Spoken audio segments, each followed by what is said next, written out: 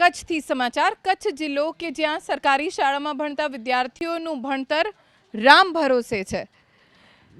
પહેલેથી જ શિક્ષકોની ઘટ છે। એવામાં 1700થી વધુ શિક્ષકોની જિલ્લા ફેરબદલી થતાં બાળકોનું ભણતર લટકી ગયું।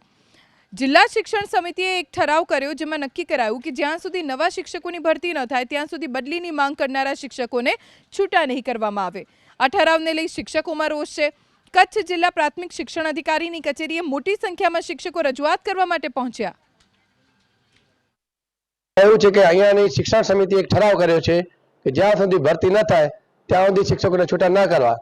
અમે ચેરમેન સાહેબને મળવાનો પ્રયત્ન કરીએ છીએ પણ ચેરમેન સાહેબ કદાચ બહાર છે, આજકાલમાં મળી જાય અને ઉપર રાજ્ય સંઘમાં રજૂઆત કરી છે અને રાજ્ય સંઘ શિક્ષણ મંત્રી સાહેબને મળીને આનો કંઈક ઉકેલ કાઢે એવું આજના દિવસમાં દેખાય છે। કચ્છમાં એક બાજુ એ પણ રજૂઆત આવે છે કે બાળકોના ભવિષ્યનું શું એમ અમારા માટે તો ધર્મ સંકટ છે કે છૂટા કરાવવા કે આમનું જોવું।